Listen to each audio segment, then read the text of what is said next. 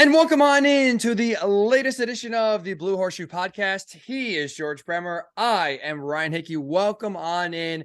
It's a very busy, George, some would say chaotic training camp so far through the first week of the 2023 season. So no better time than right now to subscribe and download to the Blue Horseshoe Pod wherever you get your podcasts. And on YouTube, we are coming to you after every single practice this training camp. Get you up to date on, George, what we thought was going to be practice updates on Anthony Richardson, how the offense is looking under Shane Steichen, how the defense is progressing with Shaquille Leonard making his return back to the field. That's why we said every day we're going to do a podcast to update you on what we saw on this latest day's transgressions on the field. And instead, George, we're basically TMZ, reporting on stuff that's going on in a bus, reporting on tweets and injuries. It has been anything so far the last few days about what is going on the field. And of course, because why not? It has continued later on Sunday, now into Monday. We're recording this after Monday's practice is in the books. I had shoulder pads on. We'll get into a little bit because there's still some football news to get into, a little bit of football news on the field from Monday's practice. But George, before that, Jonathan Taylor's saga and future of the team took yet another turn. We thought this was after Jim Irsay had the meeting on the bus and basically gave a tell-all, if you will, about his future after that meeting. We have now learned more information, the latest nugget being that the Colts are now is afraid of investigating. I don't know what word to use here, in the sense that there's a back injury from Jonathan Taylor, and there's a chance it could have happened away from the facility and been declared as a non-football injury. What that means is if they put Jonathan Taylor in the non-football injury list and he starts a season there, not only does he not get paid, he bare minimum has to miss the first 4 games. And if he misses 6 games, I should say, excuse me, because of this injury, his contract now gets pushed to next year. So this could be huge for his future, for his current contract. So, George, with the latest here, there's a lot going on. Trying to parse through everything here. You hear Jonathan Taylor now, I guess, again, is it an investigation? Maybe you could tell us, like, what exactly now with this package coming to light? What do the Colts know? What are they just finding out? Where does it stand with the latest with Jonathan Taylor and his future? Yeah, well, first of all, this whole thing's escalated so quickly. You know, a month ago, well, really, I mean, go back to April, and Jim Irsay's talking about how much he's looking forward to seeing Taylor and Richardson together, and what a dynamic duo they're going to do. And by June, you had Jonathan Taylor kind of hinting that maybe he wasn't feeling the love from the franchise that he felt that he would. And now here you are a week into training camp, and we've got he said, she said going on, and there's a trade request out there. And now NFI is potentially hanging over his head. It's really incredible to think that we've even gotten to this point. I don't think anybody expected it to get this bad, this ugly, this quickly. But it's the Colts, so here we are.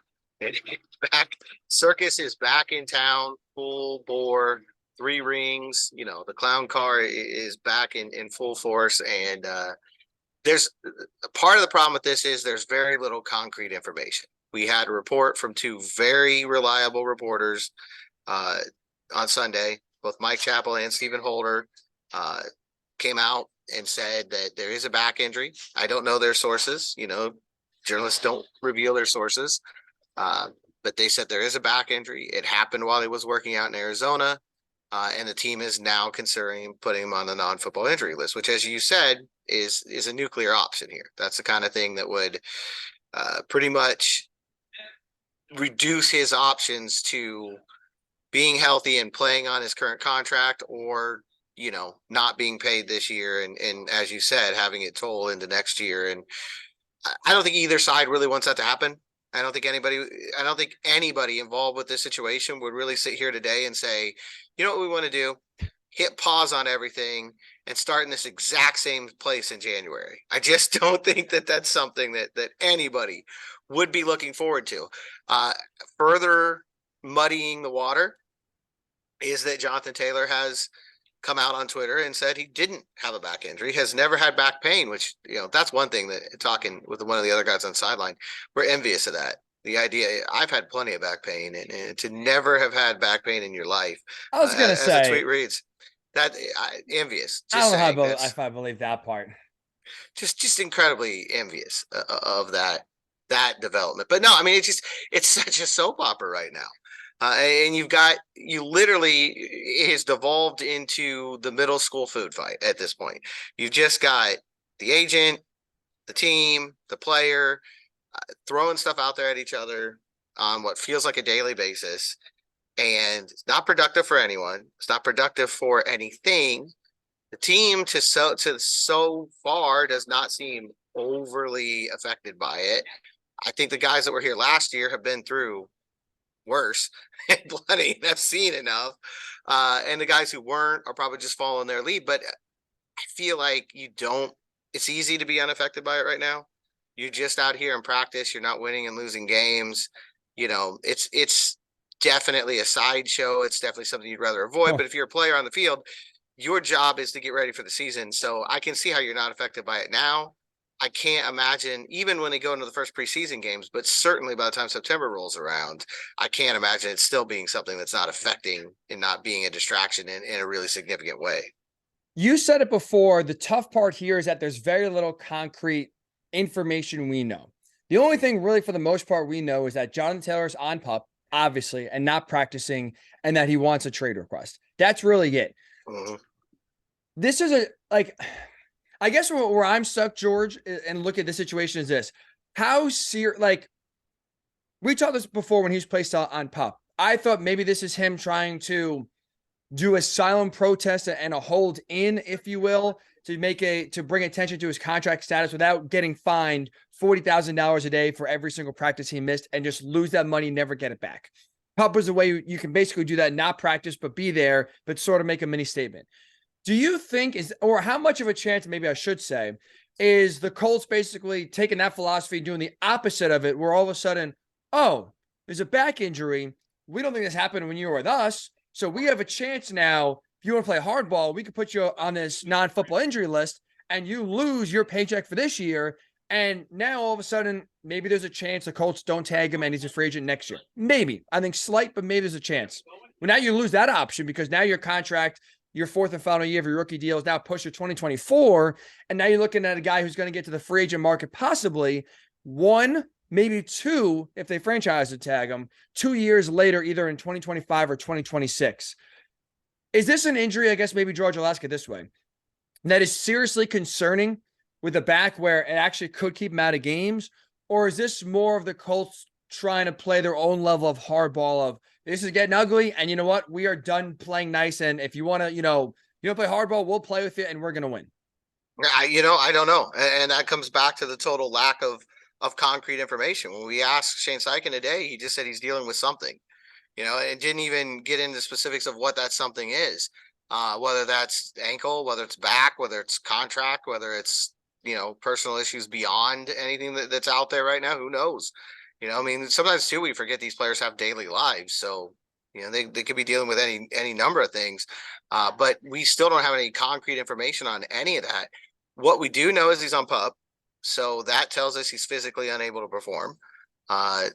Is that long-term? Will Mallory was on PUP last week and he was out there today and ready to go. So that designation in and of itself it could be a day, it could be the entire year. There's nothing about that helps us with specifics.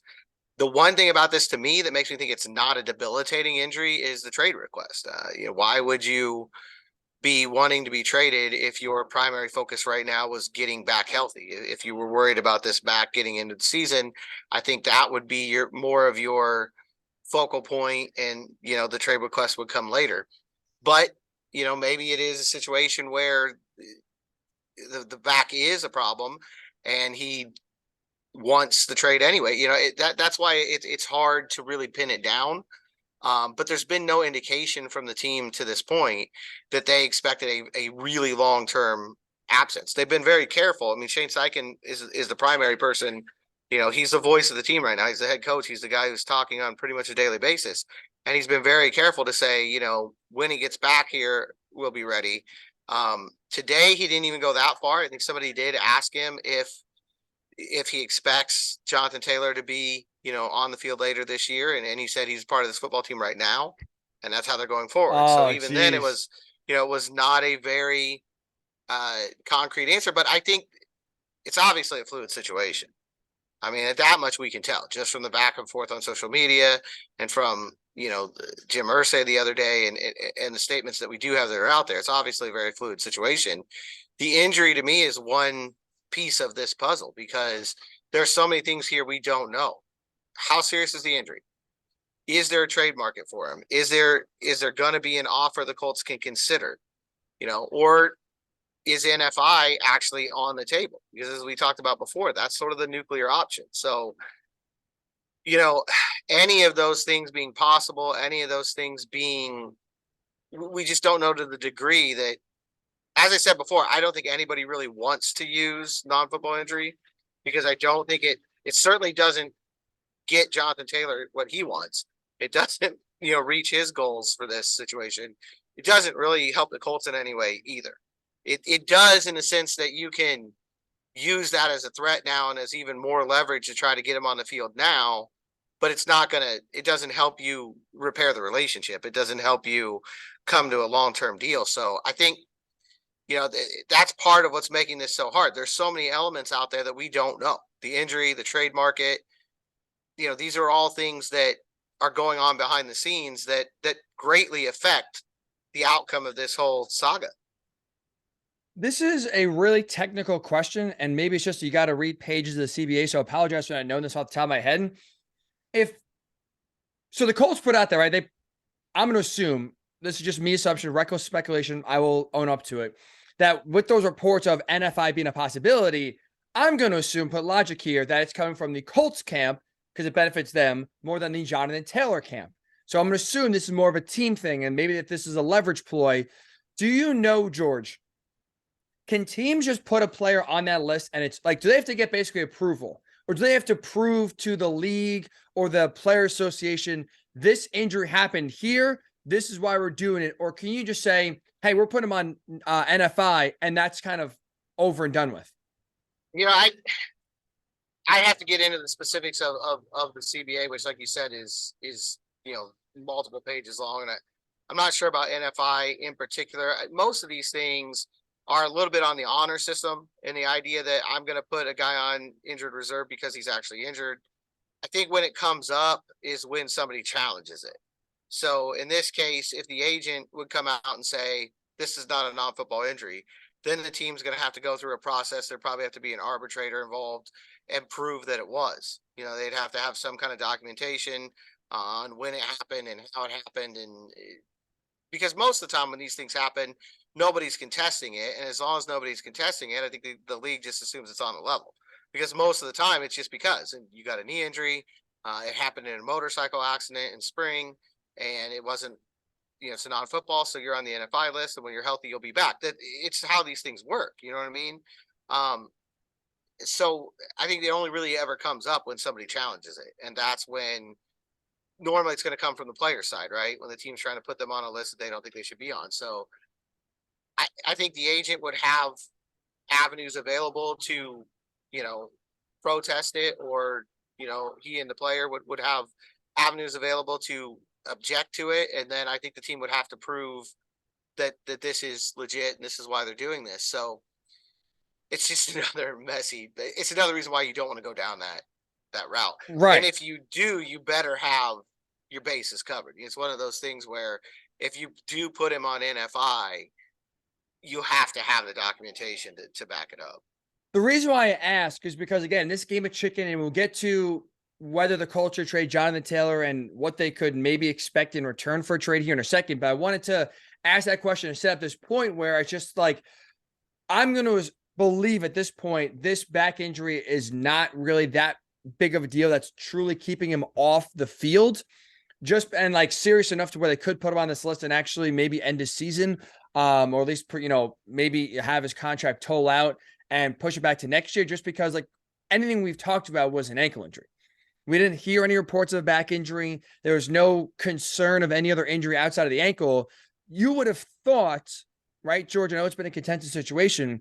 You would have thought that at least something about a back would have leaked out or flared up if this truly was an issue where forget about the ankle or even forget about the contract, because this has really at least come out publicly the last week or so, right? But this has been where the Jonathan Taylor has been, in the news, and has been sitting out mostly for the ankle recovery. You would have thought, like, if there was actual concern of Jonathan Taylor sitting out games or missing week 1, that a back injury would have come to light more than just Sunday in the middle of a very public contract dispute.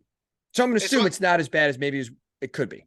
It's one of those things, though, that both sides have some, reason not to put it out there. I mean, like we talked about before, NFI is really the nuclear option here. And so the team probably doesn't want to just swing that around until they need to.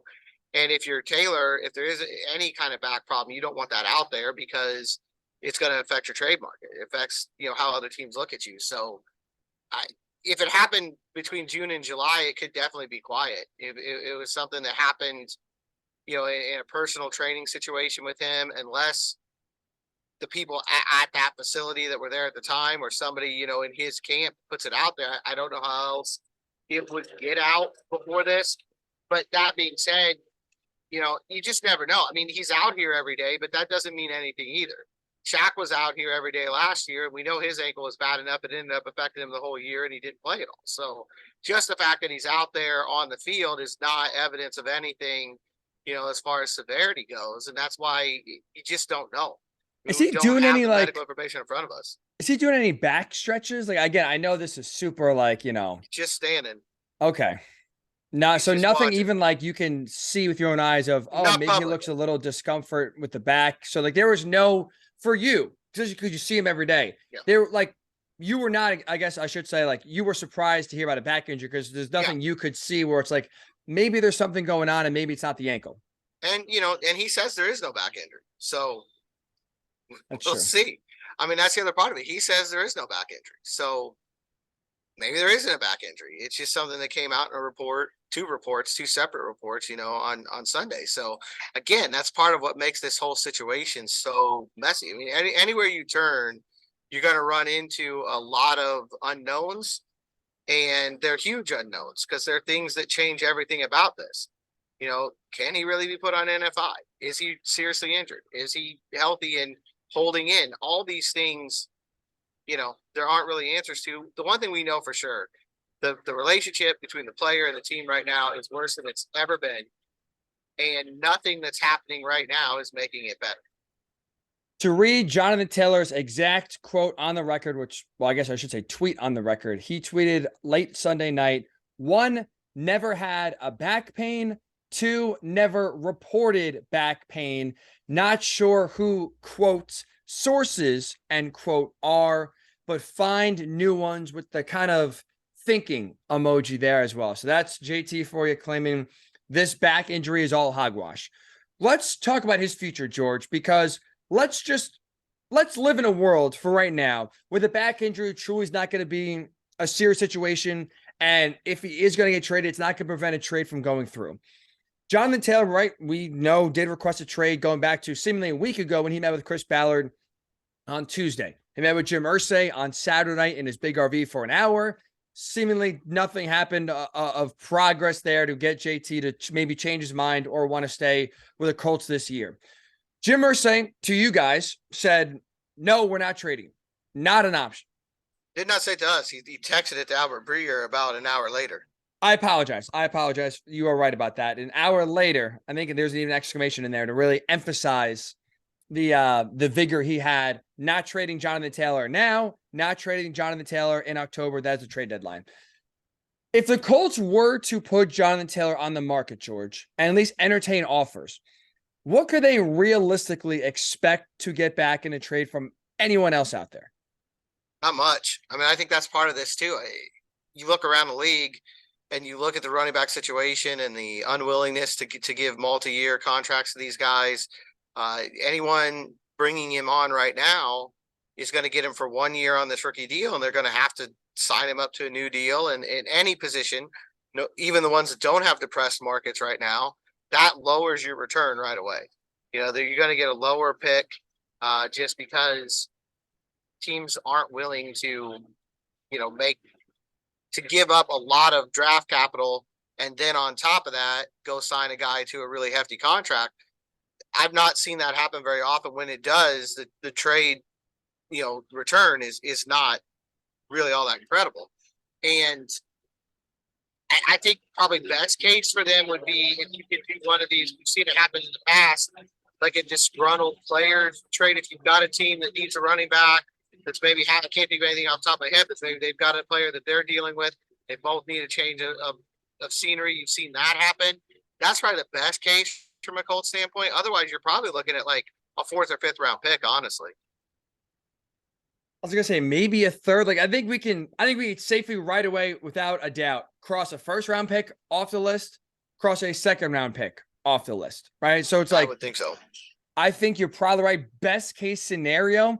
I know you said disgruntled player, and if you're the Colts, I'm not sure that's the best case, just because you're probably getting a guy with equal and or more tread on his tires. It's maybe a little bit older. So if you're already hesitant at 24 years old for a guy that's been in the league 3 years, and 2 of the 3 years has been fully healthy and producing at a very high level. I know last year, again, he missed 6 games with that ankle injury, and maybe that's a big reason why the Colts right now are showing pause. I don't know, George, many other running backs right now, the perfect bill of health, equal or younger age, equal production, that you would feel better paying than Jonathan Taylor. So it's like, no, it wouldn't be a running back. I was thinking more like some other position that they need that you would I was need thinking to get in back. there. Interesting. But I just, I can't, there's nobody in my head right now that fits that bill. Minnesota had the situation with Danielle Hunter. If that, they were able to fix that, and they reached a 1-year agreement the other day. Something like that, though, where you've got another situation and maybe a guy wants another, change of scenery. That to me is the best case scenario that you could find. But even that's unlikely, because the Colts would be taking on another player. You'd have to have a lot of confidence that player wants to be here and wants to sign a contract. The same way as the team that would be getting Taylor would have to have a lot of confidence that they can sign him to a long-term deal. Otherwise, maybe you get a team that thinks, hey, we're running back away from a Super Bowl run. But, maybe Buffalo would think that way, because they've been trying to get their run game up and going. And he had by far the best game of his career against the Bills. So maybe they would think, okay, you know what? We'll bring, but even then, what is that worth to you, in return? If your thought process, if you're Buffalo and you think we're going to bring him in here, we're going to reunite him with Nyheim Hines. Well, Naheem's out for the year too, but if we're going to bring him in here and we're going to, take our running game to the next level, we're going to win the Super Bowl. What is it worth to you to make that happen? I think that's what the Colts have to look at. I would say the Bills are a possible trading partner, just trying to come off the top of my head, because they have been looking to kind of fix that running game. Miami's been talking a lot about wanting a running back. Maybe they're in the mix. Maybe the Jets come in the mix if they don't sign Dalvin Cook, but it looks like everything's headed in that direction. To me, the dark horse is Carolina here, where they could say, we're going to try to use him with Bryce Young for all the reasons people keep saying that he should be signed here with Anthony Richardson to kind of help the young quarterback. Obviously, the head coach there knows him really well. They have a good relationship. They gave a long-term deal to Christian McCaffrey and traded him. So maybe they're a little bit more willing to do that. I don't know. They would be somebody. I know that their owner has more money than I can probably even imagine. So maybe he's in a situation where he wants to do that. To me, one of those teams would be there. But even then, with all of them, I don't know that you're getting better than like I said, maybe a 3rd round pick. Maybe I'll go with that with you. But they're not, knowing that they're going to have to sign him when he gets there. They're not going to fork over elite compensation to make it happen. And that's George, in this hypothetical exercise. Right. And that's why I wouldn't trade him. Honestly, I would write this out, because for me, I think having Jonathan Taylor on the field in 2023, even if it's for 1 year, I believe this is if they go to him and say, you know what, you come on the field in 2023, this has been ugly, we'll do right by you, we won't franchise tag you. I think it's a bad business move. I think I would franchise tag him, no problem. But let's just say Chris Ballard and Jim Mercer are feeling very generous, and they say, you know what, JT, come back, play this year, and we'll let you go get your money on the free agent market after this season. I would still rather have JT on this team in 2023 and then lose him for nothing after this season, compared to trading him. And again, like, we're talking best case, maybe upset in terms of trade compensation, a 3rd round pick. Like, you look back at recent times here. I mean, you mentioned the Bills. Obviously, the Colts and the Bills had a trade for a running back last year, Nyheim Hines. That was a conditional 6th-round pick. I get it. Nyheim Hines and Jonathan Taylor, 2 way different players, with Taylor being way better. But that was a conditional 6th for a guy that Buffalo needed and already had his contract settled. You look at Christian Zach McCaffrey. Moss. Zach Moss was in that deal too. You're right. Thank you. Sorry, Zach. Don't mean to overlook you there, but thank you, George. You're right about that. You look at Christian McCaffrey getting traded, right? That is right now, that is the guy who's the league leader in terms of salary. And the Panthers got back in return from the 49ers a 2, a 3, a 4, and a future 5th. But I think part of the reason why San Francisco did it was he already had a contract extension done. Yep, now, granted, he's the highest paid running back in the NFL, but it was already done. That's not a headache. And they're going for it. And that's a team where you look, I mean, obviously they were very close to going to the Super Bowl. They didn't care about draft picks as much, and they gave away a ton of draft picks to go get Trey Lance. Did not work out well. So that's a team that is willing to give away draft picks, and a lot of them, but they gave it to a guy who already had a contract settled. You look at DeAndre Swift, a guy who was in Jonathan Taylor's draft class. He was just traded this offseason to the Eagles. That was a 7th-rounder this past draft and a 4th-rounder in 2025. So I know DeAndre Swift has been banged up, and that's injuries have been way bigger concern for him than Jonathan Taylor. But you look at guys, George, that have been traded recently, running backs, it's not for high compensation, and it's never been, for the most part, high draft capital for a guy who still has to be paid. Like your team has to trade for Jonathan Taylor. Again, the most right now devalued and diminishing position on offense. And then, by the way, either give him a contract extension immediately or figure it out next offseason and then kind of maybe dance around the franchise tag and maybe find yourself in the same situation the Colts are this year, this time next year, and you give up draft capital to do so. It's why, George, I wouldn't trade him, even though he's disgruntled and upset, and even though there's a chance you could lose him after this year for nothing. I wouldn't do it just because I don't think the return you're getting is actually going to equate eventually to a guy that's going to be a legit contributor. Like, if we're talking about a 4th or 5th-round pick, and you take away the best offensive weapon in Anthony Richardson's rookie year, I don't see how that 4th or 5th-round pick, George, to me, is worth it. Is it worth it for you?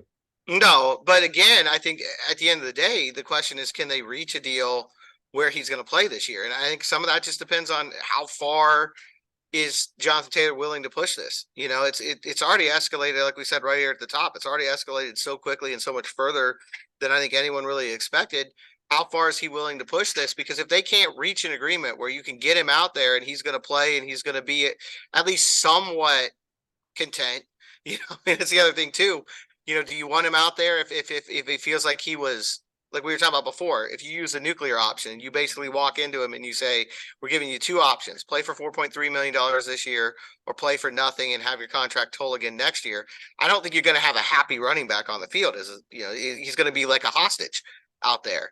And I don't think you want that either. So I think it's why I keep saying any road you go down right now, I think it's hard to be definitive on it, because you either run into a question you can't answer, like how serious is the injury or what does the trade market look like, or you run into a situation like this where it's, okay, ideally, I think for everybody, ideally, and Jim Irsay, this isn't speculation, Jim Irsay said this the other day, ideally he's out here and he and Anthony Richardson are a good partner, form a good partnership, and he has a really strong year again, and you come to the table at the end of the year about how to keep him here beyond this year. I just don't know at this point, has the relationship crumbled to a point that that's no longer realistic? And that's, like I said, every path you walk down with this, at some point you're going to come to the tree that's fallen across it, and you have to try to find a way around it. There's just so many things here that are unknowable. And right now, I think among the very biggest of them is, how bad is the relationship? Is it realistic that he can come out and play this year and be a benefit to this team? You know, only really Jonathan Taylor can answer that at this point.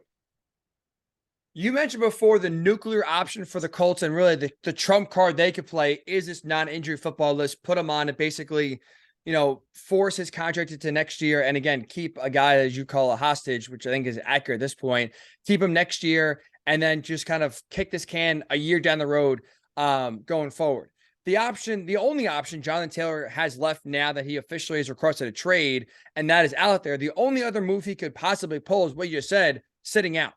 Mm-hmm. if I had to put it at a percentage chance from 0 to 100, the percentage he sits out, I would say 1%. I think there's a 1% chance he actually sits out games and kind of does what Le'Veon Bell does, and misses an entire year for the most part, sits out. Now the Steelers let him go after that, and he obviously did sign with the Jets, so it's not like they could have franchise tagged him again. They did not.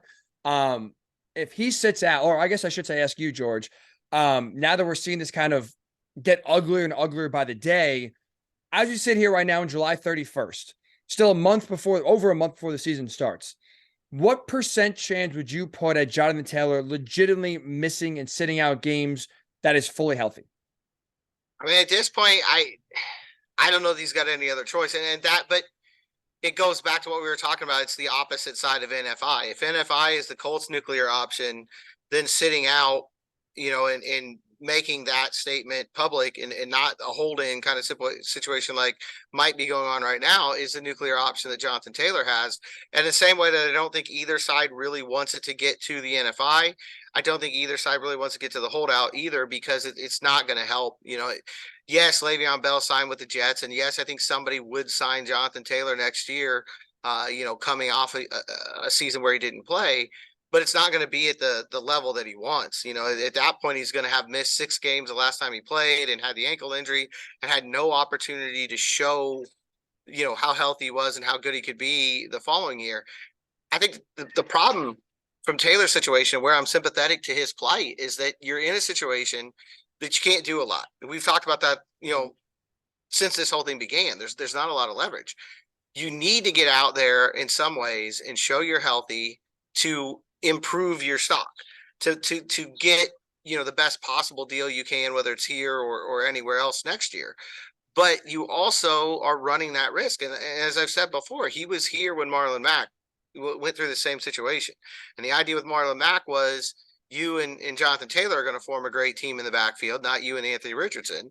And at the end of this, there'll be a pot of gold for you. And he tears his Achilles tendon in the first half of the first game, and he's played in 14 games since.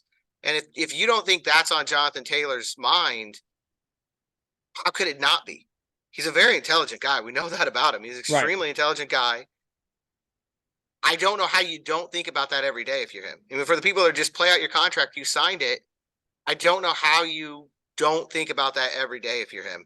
It happened right in front of you. Your rookie year. It's the reason that your career got off to such a strong start the way that it did. He's a guy who was close friends with Marlon Mack. I don't know how that can't be on his mind. So there's risk from both parties here. There's reason for both of them to take the stance they did. I think the problem is that they've both allowed it to get, to the point that it has now, where it's such an ugly mess that it probably better if a lot of these things had stayed behind scenes. Definitely better if a lot of these things had stayed behind the scenes. But they're at this point now where they haven't, and I don't know. I mean, it reminds me a lot of the Le'Veon Bell situation. It really does, where you just feel like the relationship between the team. We've already had the agent on Twitter say that he doesn't think it can be fixed, or he doubts that it can be fixed. Now, some of that's showmanship, I'm sure, but the team has not shown any inclination to, open negotiations or change their stance on that front. The player's not shown any inclination to change his stance. I don't know where this standoff ends. Can I ask you a crazy question? This is popped in my mind, and maybe, again, if it's stupid or no chance, call it out. Feel free. I know Jim Irsay said they've not put a contract offer in front of Jonathan Taylor, so it's not like they've made an offer and he's rejected it. Now, through reports, at least, again, how accurate they are, we'll see, but at least reports out there are that Jonathan Taylor is looking for $16 million a year and basically trying to reset the market. Basically trying to either equal or top Christian McCaffrey right now, who's the league leader in terms of average annual value, at a time when, as we know, running back contracts are going down, not up. Is there a chance we still get an extension before week 1? Meaning, like I said, the Colts are throwing NFI out there. There's are they? I just want, this is maybe me wondering. I'm trying to read this from an optimistic perspective. Still, again, trying to get Jonathan Taylor paid, run the damn ball. Is this a way to beat someone down, beat that $16 million number out of JT's head, and make it basically be like, hey, look, you're making $4 million, basically just over $4 million now. We'll give you a contract for 3 years. Here's $12 million a year. You can make $36 million now, or there's still a chance you can put you on NFI and you can make $4.3 million over 2 seasons. And all of a sudden now your outlook drastically changes because you could not be paid this year. Is there any sort of chance? I know, again, it's gotten ugly, but is there, or what percent chance, maybe I should say, would you say I've worded this terribly. I'm sorry. How likely is it, or is there any sort of chance that we could see a contract extension still before week number 1? I mean, we've seen the last few years around here, anything's possible. So I don't think you ever rule anything out. We've seen, someone pulled out of the ESPN studio to be the head coach in the middle of the year. So I don't know what the percentage chance of that was at the beginning of the year, but it wasn't good. So anything is possible here. We know that. We've seen a quarterback retire 3 weeks before the season starts. So I've been around too long to sit here and say anything is completely out of the question. Who knows? I, at this point, think that is extremely unlikely. The Colts stance, the one clear thing that I got from Jim Irsay when he talked to us on Saturday is that they want to play this year out. They want to see what it looks like. They want to see a healthy Jonathan Taylor. They want to see what it looks like in this offense with him and Anthony Richardson. And then they'll discuss, what might be down the road. But even while he was saying that, he was bringing up guys like Marshall Faulk and Edgerrin James, who, did not get extensions here and moved on. Now, James was here for 7 years, so he's probably a little bit different creature in this regard.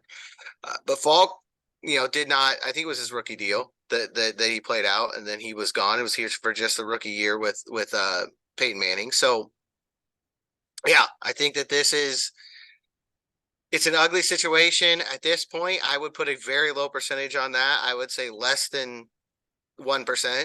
But having said that, I've lived through a lot of things that I would have put less than 1% on actually happening in the last 3-4 years around here. So contract extension in your mind is extremely low. Is there any chance then we get any sort of rework deal? Saquon Barkley with the Giants did not get an extension at the franchise tag. He's going to play it out. Very upset. The Giants basically gave him almost $1 million in incentives he has to reach. Seems kind of like, I think part of it's reaching the playoffs. So it seems a lot of it's out of his control. And the Giants made it to where maybe there's a good chance he doesn't make, that money. But hey, the carrot's out there for an extra $1 million. You take it.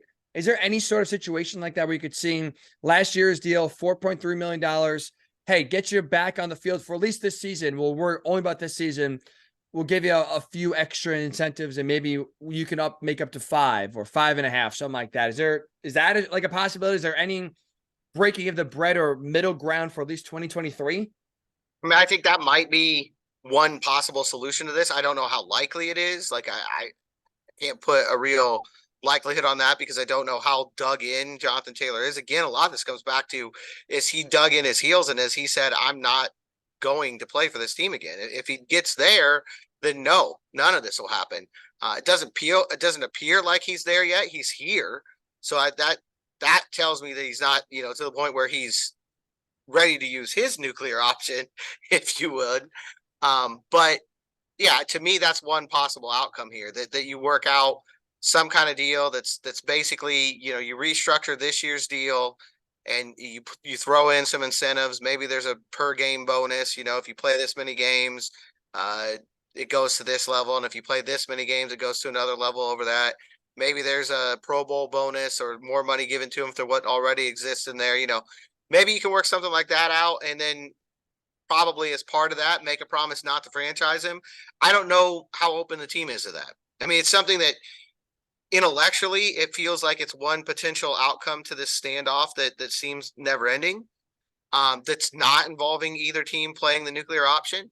But I don't know what the team's appetite for that would be at this point. You would think they've got 20 million roughly under the cap this year. You would think it's something that they would be open to. But again, I don't know, what their feeling is internally. I do know that I think the best outcome for both parties is to get him back on the field. I think that's obvious. I know Captain Obvious here, but I think the best outcome for both parties is to find a way to get him out there this season. And as I said, Jim Irsay, it's not speculation. It's the one thing I know for sure. He said it himself on Saturday night. They want to see him out there with Anthony Richardson, see how this works. To me, reworking the 1-year deal, giving him a new 1-year deal the way the Giants did is, I'm not sure that was a franchise tag. So I'm not sure if how the rules stand, if they've got to give him another year, to rework it, if they can just punch up something in this year. That I'm not schooled enough in the salary cap rules to know for sure how that works. But if that is something that's legal under league rules, it's something I think is certainly worth exploring. If the relationship's at a point where it can happen. Last thing I want to hear with Jonathan Taylor and his future is this. So we talked about this question and discussion here, this topic a few days ago when Jim Irsay put out his tweet, and then Jonathan Taylor's agent responded and basically said this relationship is fractured. It doesn't see kind of getting any better. Obviously, since that time, I think that was Friday, maybe Thursday. As you know, the days are blending together in this saga, even though it's only been 72 hours, 80 hours worth of drama. It felt like it's been a lifetime already, George. Is there still a situation where, forget about this year, like Jim Irsay said, like you said before, they want to see how 2023 goes, and if things go well, then they want to come to the table and talk about Jonathan Taylor's future after 2023. I still would say there's a chance they can come to a contract extension after the season. I don't think it's a guarantee that no matter where this goes, Jonathan Taylor is going to be on another team this year, next year. Like, I still think at the end of the day, if he gets a contract that he is at least willing to accept, even if it's from the Colts, he would take it. After what we've seen, things only getting worse, is there still a chance you think Jonathan Taylor, even if after the season, would accept a contract extension from the Colts? Or do you start in a sense that a divorce is inevitable? Now it's just going to be, is it before this season, after 2023, after 2024? Does money still in this area or still in this relationship heal all wounds? I mean, money always does, right? I mean, I think it was you that said the other day in the NFL, money can buy happiness. And that's very true. But I think it just comes down to how this year goes. If they find some kind of compromise that right now is hard to see and hard to imagine, that gets him on the field this season, and he comes out and has a good year, and he really enjoys playing with Anthony Richardson, and everybody can see the potential there and how that's good for him and the team, then I think certainly you could see them working out a contract if the team is open to it. That's another part of, like I said, every road you go down here, you run into something that's a big if. And the big question is, how dug in is the team? Is the team not negotiating right now because the asking price in their mind is too ridiculous and they're trying to get that down, but they are open to negotiating in the future? Or is the team saying, we'd rather move on with a rookie running back, as soon as possible? So that factors into it too. But I think you got to imagine if he came out and had a Pro Bowl type season and that running game was electric and it looked like the Baltimore Ravens, but you throw in Jonathan Taylor to that attack, that everybody would be interested in continuing that partnership. The question is, can you get to that point? Is that even the realistic option right now? I don't know. But yeah, if he plays this year, then unlikely, but possible they could find a contract extension at the end of the year. Right now, I think the big question is he going to step foot on the field in a number 28 jersey for the Colts in 2023? What would your answer be right there? Right now, I don't think so. I just don't know how it's going to end. Because, like I said, right now, you're just dealing at a point right now where you've got two sides that are in a – and granted, these things change a lot in the NFL. We've seen it happen before. One side shifts their stance just a little bit, and it opens the door, it thaws the ice, and they come to an agreement. But right now, this is clearly a situation that's not healthy on either side. Wow. I'm still going to say yes. I still think that because it's in the best interest of Jonathan Taylor and the best interest of the Colts for 2023 for both sides to be on the field, and whether that's JT playing for a contract extension from another team, whether that's still trying to, again, maybe have the Colts change their mind and get one this year.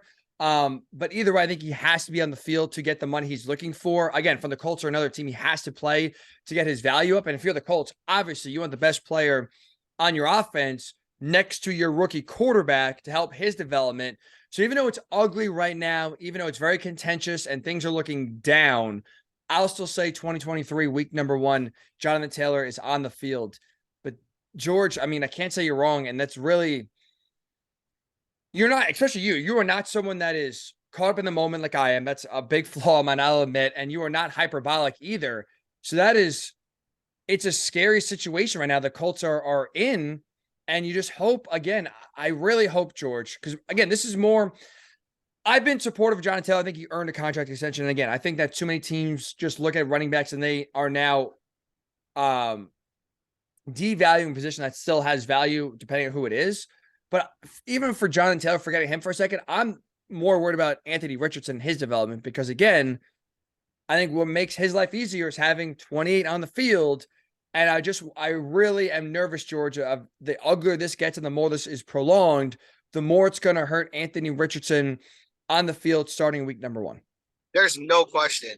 The best scenario for Anthony Richardson or Gardner Minshew is to have Jonathan Taylor back there, making it easier, making changing the looks you get from the defense, giving you a better chance to have 3rd and manageable instead of 3rd and 8 or 3rd and 9. I mean, that's what Jonathan Taylor brings to this offense. So that's the best possible outcome. There's no question about that. It's just a matter of, I don't know that. I guess for me right now, the reason it's hard for me to predict things like this moving forward is at this moment, as we sit here on July 31st, in Westfield, I don't see the resolution to this standoff. Neither side is budging right now. Now, granted, like I just said, one of them could change their stance just a little bit, open the door, and it could change everything. But as we sit here at 1:30 on July 31st, it's hard for me to see where the resolution from this comes. This is a topic that clearly we'll be talking about now every single podcast going forward. Right now, I'm sure by this time tomorrow when we're recording, we'll have 3 or 4 new little tidbits of information come out, because that's just been right now a fire hose of information coming out from both sides, whether it's venom, whether it's information, whether it's threats, whether it's clarifications on Twitter, whatever it is. It's been a lot of back and forth. It's playing out way more publicly, George, than it absolutely should. And this is something that's, again, an absolute circus and absolutely distracting from what is the main topic and the main point of training camp this year, is looking at Anthony Richardson's development, making sure that he is good to go for week 1 and good to go to have a good start to his career. And even that, George, could not go smoothly, could not go cleanly on Monday. It was announced he was not practicing because of a procedure to his nasal septum. Now, the Colts are saying, George, that he should be back to practice on Tuesday, maybe Wednesday. Now, because they're off Wednesday. Oh, Thursday. My apologies. Thursday. As we know, George, the Colts and timelines don't always go hand in hand together. Is this an injury we should actually be concerned about? Or for the most part, even though the Colts have not given us in recent time a real reason to trust them and or believe them, that they get the benefit of the doubt here, and this is truly, as they say, not a big deal. With the caveat that this is an injury to a franchise quarterback in Indianapolis. So, we know how those go. Don't take that lightly. With that caveat, there's not alarms going off right now. I think it was good that they got the news out there early today. I was on my way here. I actually had to stop and send the tweet out on the way to Westfield. But it was good because I think it kept from there being an hour and 15 minutes of speculation. Why is quarterback not out here? What's going on? Why is he not working? Is he hurt? Is he in solidarity with JT? Is he, what's going on? Is he protesting, work days on Mondays? I don't know, whatever it might be. So, how the speculation 4-day goes. work weeks, 3-day weekends. Let's go, AR. Right. Like, how these things get out of control very quickly. And 75 minutes on the social media space is a long time to leave a void and let. So I think they did a good job getting out in front of it today. He was out there. He was absolutely engaged. He was still high-fiving people, slapping an offensive lineman on the helmet, doing everything he would do. He was even handing off down in one corner and not actually in a drill, just walk through his warm-up type thing. So, he did everything except go line up under center and throw a football today. So, which I think he would have if anybody had given him the okay. So, and I think they're erring on the side of caution. I mean, Shane Steichen said afterwards that it's just a matter of, wanting him to breathe properly, which seems important. I'm not a doctor, but it seems like an important element, letting him breathe properly out there. And so he said, if he's not back tomorrow, the expectation is if he feels good enough, he'll practice tomorrow. And if not, it'll be the day after, which will be Thursday because they're off Wednesday.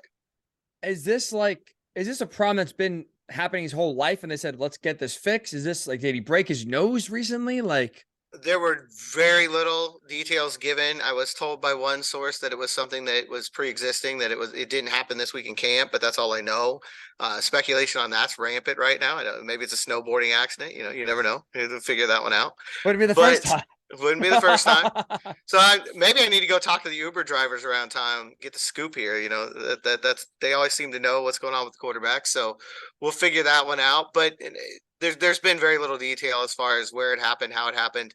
My sense is just from the way the team talked today that it's something that came up during the physical, that it wasn't known to them until Tuesday, and then the decision was made, hey, this is going to be a pretty simple procedure, let's just go ahead and have that done on the day off. That way you can get your feet wet, get camp rolling, and then you'll be out for the shortest amount of time that's possible. Now, is there more to that story? Again, I've been around long enough to know that you don't assume anything. We had a 55-yard bomb to Alec Pierce on, what was that? It's Friday, right? Yeah. So, I mean, now maybe he had one nostril clogged, who knows? But now if he can breathe freely, maybe that's a 60-yard pass or a 65-yard pass. So watch out, George. He is unlocked. We've never seen, haven't seen the full potential of him yet.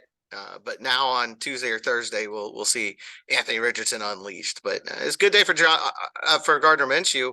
He got basically all the first team snaps, obviously, and about half the second team snaps. They kind of gave Sam Ellinger his normal third string snaps and about half the second team snaps. So, but it gave more work for Minshew, and he looked good today. I think he was 6 of 7. I got to look at my official numbers. They're in the room still, but he had a good day, so he took advantage of it. There you go, Gardner. Maybe separate himself a little bit. Hopefully not. But yeah, that's just another. Where does this I know we're still in the moment, so it's tough, but just another bizarre footnote in what has been a very, so far, not even a week in, unfortunately now becoming common Colts training camp, George. Between the RV, between the Jim Irsay press conference, between the nasal septum, where are we in terms of just Colts craziness here? Is this top 3 training camps for you? It's getting there. I mean, I remember 2021 being really insane because that was the foot injury every day kind of situation. And it just felt like every time you turned around. And I'll tell you, I was very, I don't know the word I want to use here, alarmed because obviously I'm driving and you only kind of see the very brief part of what the message is. I wasn't able to read the whole thing. So all I saw was Anthony Richardson has procedure. And that's all that my brain really was able to acknowledge before I stopped the car. So, I was stopping to tweet, but I was also stopping to figure out what was going on because in my head, I'm like, what has happened? And then when it was, so that's probably why I'm a lot less concerned about that, because for me, that was a much more alarming situation until I read the whole thing. And I was like, oh, okay, well, this is good. We can move on. And just, breaking news as we're sitting here, speaking of my phone buzzing, 6 weeks for Zach Moss, suffered a broken arm today in training camp. I knew he was hurt. We had asked about it after practice. I didn't think it was good because it came out of a play. He grabbed his helmet. He threw it in frustration. That's the universal sign for this is not a good thing. And he was grabbing at his wrist at that time. And so it just came across.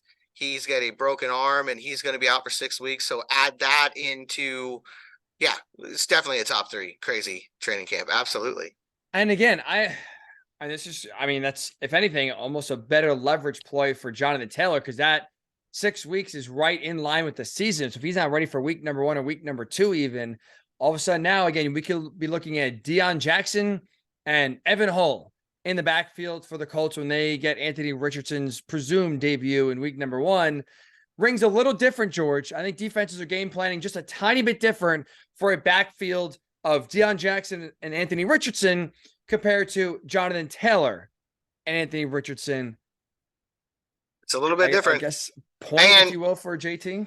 And if they do sign somebody, if they look into the running back market, because that's, it's a possibility, is that going to make it even a bigger rift between the team and Jonathan Taylor? If you go outside, I don't know. Is this leverage for Taylor now? Is this the opening that we were talking about? I don't know. I guess we'll see how that plays out. But obviously the running back position looking a little more dire here in training camp today than it did, even yesterday when it was pretty dire then. If it's already a 5-alarm fire, if Jim Mercy wants to break a record, make it a 6-alarm fire, sign Ezekiel Elliott. Why not just, Right. Go all in, sign one of these, Leonard Fournette, Dalvin Cook. Kareem Hunt's a little different because he's used to sharing the backfield with someone, but make a splat. Ezekiel Elliott, even though he stinks, would be a very splashy name in the sense that, oh yeah, we got a new running back one. Take that, JT. Playoff Lenny. Playoff Lenny, that's true. I mean, there are plenty of gasoline out there to put on this fire if so desired. But I don't know. We'll see where this plays out now. It's obviously a situation. It was obviously a problem already for the running game when you don't have Jonathan Taylor out there and you don't know when he's coming back. And now, nothing against Deion Jackson and Evan Hall, both fine young men. They did a great job speaking in front of the media today. They both talked about how Jonathan Taylor's helping them and they've watched his game and, all the things you would expect them to say. But as you said, if I'm a defense coordinator, I'm probably not staying up nights trying to figure out how to scheme against them. So it's a situation that continues to escalate by the hour. That it does. That is news. That it does. So there's a breaking news. Zach Moss out 6 weeks, which again could put him in jeopardy. Just doing some quick calendar math here. Could put him in jeopardy to miss week number 1 with a broken arm suffered during practice on Monday. Monday, George, is the first time the Colts had more than just helmets on. It looked like it was uppers, shoulder pads, helmets. You were talking about the physicality that you felt was higher today than it was at really any point so far during training camp. So I want to lead that into this question, kind of round out the pod for this drama-filled Monday. Now, listening back to the podcast the other day, Zoom is great because Zoom is something where they really do eliminate a lot of background noise. So you, for the most part, can only hear myself and George, especially if you're watching YouTube right now. You see George is outside of practice. I'm sure, George, you're not alone. People walking by, cars getting driven, whatever. People, planes flying overhead, grass getting cut. A lot of distractions, but you sound great because you only can hear you. That's why Zoom is great. Does a great job of blocking out all the outside noise. I say that to say this. They also do a great job of blocking out hype or hullabaloo, the little imaging I made, because listening back, you couldn't hear anything. So here's what we're going to do. We're going to save it, and we're just going to go right for it live, George. So it's time for the Blue Horseshoe edition of Hype or Hullabaloo. Today's question, is this true or is this basically nonsense? Shaquille Leonard, George, is back. To provide quick context, he was participating in practice today, 7-on-7s, not 11-on-11s. Are you sold at this point? What is it, 4 or 5 practices in that Shaq is back? Hype or hullabaloo? I'm going to go hype simply because I have learned over my career not to bet against number 53. And he is in a very positive mind space. I think he's feeling better than he's felt in a long time. I know he is. He said he is. He's moving around pretty well out there. I mean, there's still a long way to go. As I say hype, I'm acknowledging the fact that he hasn't had any kind of full contact yet. He's not been out there for a full 4-quarter game. We got to see how this goes. But the fact that he's out here, that he's not missed a day, yeah, they're easing him back in, but that's common sense with a guy who's gone through everything he's gone through and a potentially debilitating back injury. To see him moving out here, see him, most importantly, talking. You can hear him. It's not just seeing him. You can hear him. That's such a big part of his game, that juice that he brings to this team. Haven't seen him get an interception yet. That'll be the next step in all this because we know he's the king of turnovers. But I just feel like where he is mentally, the fact that he's able to be out here, it's the first time since 2019 that he's been able to practice before the season. So I think that's worth noting too. This is In my mind, this is positive. Everything right now is trending in the right direction. There's a lot that needs to be done. There's a lot of steps between here and him being a Pro Bowler again. But at this point, you've seen everything you want to see from him. So I'll go hype. I'm going to go Hullabaloo for the exact like you said, you will not bet against 53. That is wise advice. And you know what, George? You are going to win more times than not. Here's what I'm not going to bet against, though. The Colts injury history, where they have had guys and important players injured, and they make everything seem okay. We're going to take it easy. Everything's going to be okay. And next thing you know, he retires from a calf injury. So I'm going to take it slow. Like I said, there's still a long way to go here. I'm just at this point not going to give the Colts a benefit of the doubt when it comes to a star player being injured, even though they're taking it slow. Even though, like you said, I 100% agree with what they're doing. You take it slow. There's no reason to rush him back. You have, 6 weeks until the opener. Use every single day to make sure he is fully back. It do not happen or have happened what happened last year, in the sense that he came back seemingly too soon, was not ready, and had to be shut down again. After that, had to get a second surgery. I'm just going to still, until I see him out there week 1 flying around, I will say Hullabaloo, just because you know what I'm doing, George? I'm protecting myself. I'm an optimist. I think it's obvious if you listen to any point of the pod. I always like to look at the bright side. I always like to look at things from an optimistic, glass half full sort of view. So I'm fully believing in my heart that Shaq is going to be back and it's going to be no problem. But I'm going to, at least right now, with Jonathan Taylor and that prediction going way south and getting worse by the day of him getting paid week 1 and being a happy soldier, I'm going to prevent myself from getting basically doubly hurt, from That's being fair. a truly scoring lover. And I'm just going to, for this topic and for this question, take the negative perspective and hopefully undersell it and have it over deliver, in the sense that Shaq is back and he is truly the maniac we have seen in the last few years. So I'm going to prevent heartbreak from happening twice in this offseason, in this training camp. I'm going to say hullabaloo to him being back. I got to see it with my own eyes in a game before I could truly say the maniac George is back. That's fair. That's 100% fair. But like I said, I just think from my standpoint, to this point, he's checked all the boxes you want to see from him. But there is absolutely a lot of work to do, and he'll be the first to admit that. There's a lot of work left to be done before you feel like he's truly back. But I think it's the most optimistic point that we've seen him at in the preseason since at least 2020. I would like to end the pod, hopefully on a lighter note, and by asking this very simple question. Obviously, Jim Mercer made big waves driving his big rig, his big RV to practice on Saturday. That's where him and JT had that infamous now meeting. I noticed today, George, at practice on Monday, RV nowhere to be found. Where's it go? Wherever Jim Irsay is, it goes where the owner goes, and he's not here every day. So is that the Madden Mobile? Not out there now. Equivalent? It looked like it. Yeah, it looked like those what do they call motor coaches in auto racing. It looked like he was getting ready to spend the month in the Indianapolis Motor Speedway infield, qualifying for the Indy 500. Which maybe, hey, look, we've seen so many crazy turns. Maybe that's next. Maybe he's going to enter a car next year. Try to make the field, try to win the Borg Warner Trophy. Why not? At this point, George, why not? It was sick. It had Colts decals all on the outside, obviously customized. I'm just glad, George, he didn't conduct the press conference with the media in front of the coach while the engine is revving and you can't hear a word he's saying, like he loves to do when he records social media videos in front of his private jet with the engines blaring and it being impossible to hear anything he said. So I'm going to say he learned.